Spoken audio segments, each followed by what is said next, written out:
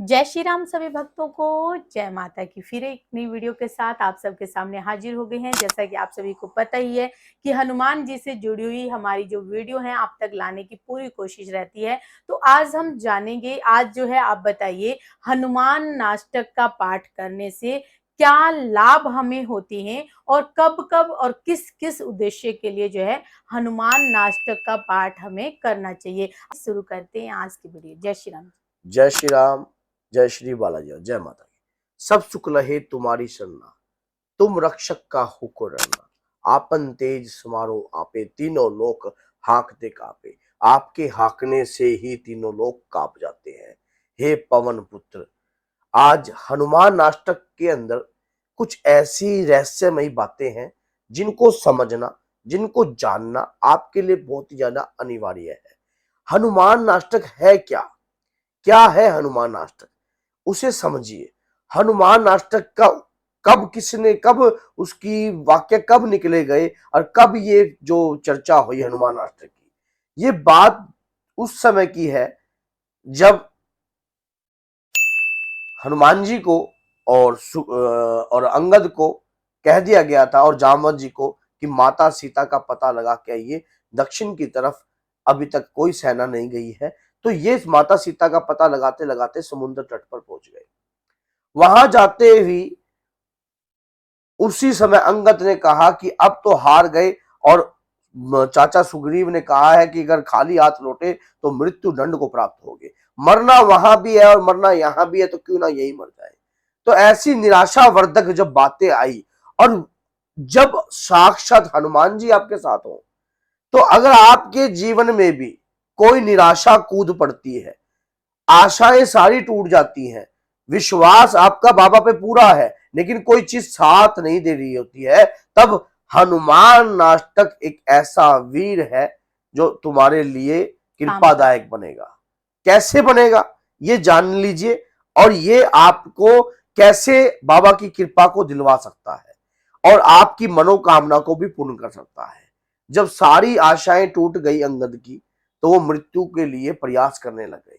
प्रयास करते करते वहां पर जामवंत जी ने कहा, ये क्या कर रहे हो, वीर बजरंगी को बुलाओ। वीर बजरंगी को बुलाया गया, तो वहां पर उन्होंने उनको स्थावना दी, रोका कि ये कार्य नहीं करना चाहिए, हम भी, हमारी आस नहीं टूटी है।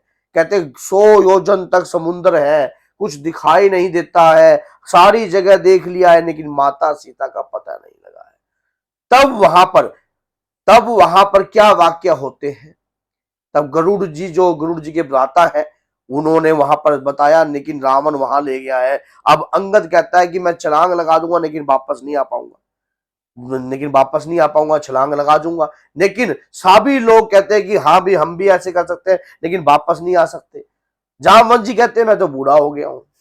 अब बात आ जाती है हनुमान जी की, उस महावीर की, उस बजरंग बली की, जिन्हें स्वयं को अपनी शक्तियों का एहसास नहीं होता। जिस प्रकार मनुष्य अपने अंतर की शक्ति को पहचानता नहीं है, अपने हृदय की शक्ति को पहचानता नहीं है, उसे इस बात का तनिक भी नहीं पता होता कि मेरे अंतर में आत्मा राम है, परमात्मा की कृपा है।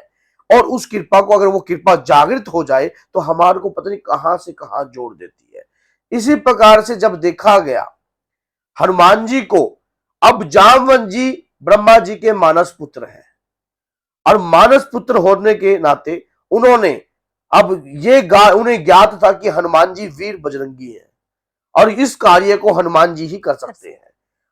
तभी उन्होंने अपने पिता ब्रह्मा जी से प्रार्थना की कि मैं अब हनुमान जी को उनका बल याद दिला रहा हूं, क्योंकि हनुमान जी को श्राप याद लगा हुआ था, और यह भी कहा था कि कोई ब्रह्मपुत्र, अगर कोई सिद्ध व्यक्ति आपको आपका बल याद दिला सकता है, जब आपको ज्यादा आवश्यकता पड़ेगी और राम काज संवारने के लिए आवश्यकता पड़ेगी, तब आपको आपका बल याद आएगा।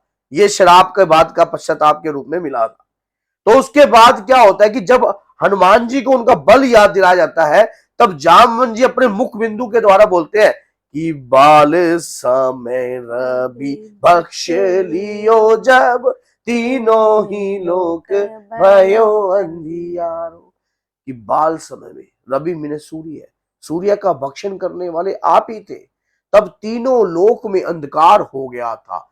तब देव ने आने करी विनती, तब क्षण दियो रवि कष्ट निवारो। तब रवि मैंने सूर्य, सूर्य को कष्ट से मुक्त किया। तब कौन ही जानत, उस समय भी तब कौन ही जानत है जग में, कभी संकट मोचन नाम द्वारो। अब तो घोर संकट है, अब तो महाबली संकट है, अब तो। और तब हनुमान जी को हनुमान नाष्टक सुनाया। हनुमान नाष्टक सुनाते हनुमान जी के शरीर में खलबली मच गई, बहुत ही शरीर के रोंगटे खड़े हो गए, शरीर में हर प्रकार की हलचल महसूस हो गई। हनुमान जी परेशान हो गए, और आज तक कभी ऐसा परेशान नहीं हुए, आज तक कभी ऐसा परेशान नहीं हुए। महसूस ही नहीं किया। शरीर के अंदर एक अद्भुत ऊर्जा समाने लग गई, कि जैसे कि देवता जागृत हो रहे हैं, देवता जागृत हो रहे हैं। और उस समय जब मेरे को बताने से ही मेरे अंतर मन के रोंगटे खड़े हो रहे हैं, तो आप सोचिए कि जब हनुमान जी का यह रूप जिन्होंने साक्षात देखा है, तो जब हनुमान जी की शक्ति उन्हें जागृत कर रही है, अंदर शक्ति अपने आप बल प्राप्त हो रहा है, उस बल से चट्टानें फटने लग गई है, चट्टानें फटने लग गई। और तब हनुमान जी व्याकुल है। तब क्या कहते हैं कि कौन ही जानत है जग में, कभी संकट मोचन नाम तुम्हारो, कि है हनुमान जी आपका तो जन्म ही राम काज सवारने के लिए हुआ है। जैसे ही ये बात बोलते हैं, हनुमान जी के हृदय में लगती है वो बात, और तुरंत महावीर बजरंगबली जिस प्रकार से सीना पाड़कर राम स्वरूप दिखाते हैं, उसी प्रकार से पूर्ण व्याकराल रूप के अंदर जय श्री राम नाम लेकर, और तुरंत इतने व्याकुल रूप से उत्पन्न होते हैं कि रावण जैसे का सिंहासन भी टूट जाता है। और राम जी उस समय ध्यान मुद्रा में बैठे होते हैं, और राम जी देखते हैं कि हाँ अब पुत्र जाग गया है। तो इसी प्रकार से जब आप किसी भी प्रकार की अवस्था में हो, मुसीबत में हो, घोर संकट में हो, परेशान हो, तो हनुमान चालीसा, हनुमान नाष्टक की प्रथम आगे रखना, हनुमान चालीसा का पाठ करना, हनुमान नाष्टक अपने जीवन में अपना के रखिए। ये जो है ना हनुमान नाष्टक, आपके अंतर की शक्तियों को जागृत करता है, हमारे जो भी विकार हैं, जो हमारे शरीर के अंदर मान लो कमजोरी महसूस रहती है, कई भाई और बहनों को जिस प्रकार शरीर में असहाय महसूस होता है, शरीर में ये लगता है बुखार सा महसूस, हाँ कच्चा कच्चा मुयादी बुखार रहता है, या शरीर के अंदर बहुत ज्यादा हलचल सी मची रहती है, हनुमान नाष्टक का पाठ कर। तो किस तरीके से ये पाठ करना चाहिए, और क्या क्या लाभ तो आपने बता दिए, लेकिन भाई किस तरीके से? अब ऐसा मैं आपको एक बात बताता हूँ कि हनुमान नाष्टक से मेरी कहानी भी बहुत अच्छी जुड़ी है। एक बार मेरा कोई कार्य था, ये बात है सन 2011 की, वो कार्य बहुत विघ्नता पड़ रही थी उस कार्य में, वो मान लो कार्य बन नहीं रहा था। बहुत समय मैंने हनुमान चालीसा भी पढ़ी, सारा कार्य किए, लेकिन परमात्मा तक पता नहीं मेरी आवाज उस समय जा नहीं, मेरी परीक्षा थी। मैंने उस कार्य को पूर्ण करने के लिए अपनी माताजी से इस बात का संदेश लिया, मैंने अपनी माताजी से इस बात का ज्ञान लिया है। मैंने अपनी माता से पूछा, माता मेरा कार्य नहीं बन रहा है, तो मेरी माता श्री ने मुझे कहा कि हनुमान जी को अगर आप प्रसन्न करना चाहते हो, 2 मोतीचूर के लड्डू पान के पत्ते के ऊपर रखकर, और उसके बाद हनुमान नाष्टक का पाठ कर कर फिर हनुमान चालीसा सुनाओ। मैंने उनके बताए हुए नियम के अनुसार 11 दिन इस विधि को किया। मेरी मनोकामना 11 दिन से पहले 7वें दिन में ही पूर्ण हो गई। उसके बावजूद भी मैंने इसको पूर्ण किया विधिवत। इसी प्रकार से आप हनुमान नाष्टक और हनुमान चालीसा का संकल्प लेकर भी पाठ कर सकते हो। मान लीजिए आप 3 हनुमान चालीसा का पाठ करते हो, लेकिन उससे पहले हनुमान नाष्टक एक बार प्रथम बार जरूर लगाओगे। उसके बाद अगर आप मनोकामना के लिए कर रहे हो, कोई भी इच्छा पूर्ति के लिए कर रहे हो, जीवन में सफलता प्राप्त नहीं हो रही है, नौकरी नहीं लग रही है, कहीं पर आपके रास्ते नहीं खुल रहे हैं, सामने वाला व्यक्ति आपको बार बार टॉर्चर करता है, निंदाग्रस्त करता है, आप कितना भी आगे बढ़ने की कोशिश करते हो, बैक फुट पर आ जाते हो, तो हनुमान नाष्टक का पाठ कर कर अपने जीवन को सफल बनाइए, और साथ में प्रभु श्री राम के नाम का गुणगान कीजिए।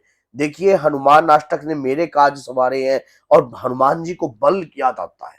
हनुमान जी को जैसे कि श्राप लगा हुआ है, तो उस श्राप के नाते अगर आप हनुमान जी को उनका बल याद दिलाते हो, और बल तो याद दिलाकर। जैसे कि आपने बताया 2 लड्डू पान के पत्ते के ऊपर रखने, तो उन लड्डुओं का क्या करें? क्या उनको भोग हम बाद में वो प्रसाद के वो रूप में खा खुद भी सकते हैं? खा सकते हो या फिर मंदिर में अर्पण कर सकते हो, आप किसी भी मंदिर में भी बैठकर कर सकते कर हो, सकते हैं। या अपने घर में कर रहे हो तो उसका प्रसाद का भोग घर में परिवार में सभी लोग आप खा सकते हो। तुलसी दल जरूर रखना उसके ऊपर, 2 तुलसी एक दल तुलसी दल एक लड्डू पे, दूसरा तुलसी दल दूसरे लड्डू पे, और पान के पत्ते के ऊपर। उसके बाद बालाजी महाराज से प्रार्थना करना, हे प्रभु विघ्न हरण मंगल करण, हे बाबा मेरे हर कार्य में मंगल कीजिए, मेरे कार्य में बड़े प्रकार की विघ्नता आई हुई है, अड़चने आई हुई है, आप तो मंगलकारी हो, सुखकारी हो, मेरे जीवन को सुखमय प्रदान कीजिए। जैसी विनती आप अपने इष्ट आराध्य के आगे करोगे, उसी प्रकार की कृपा दोनों हाथों से आपके ऊपर हो जाएगी। तो बोलिए जय सीताराम, जय श्री बालाजी महाराज। बाबा आपका कल्याण करें, और आपकी मुसीबत अगर किसी प्रकार की आ रही है तो इस प्रकार से किया हुआ पाठ आपको कई गुना बल प्रदान देगा। जय माता दी।